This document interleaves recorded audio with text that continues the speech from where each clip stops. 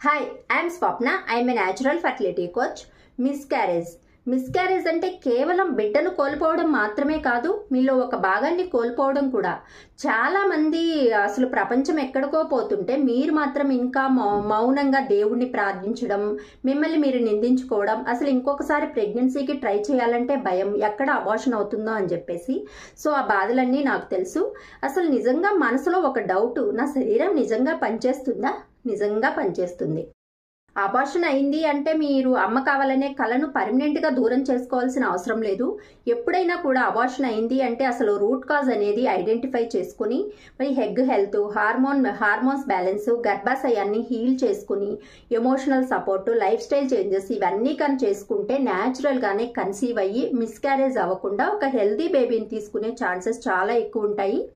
శరీరంతో పాటు మీ మనసును కూడా హీల్ చేసుకోవాలి.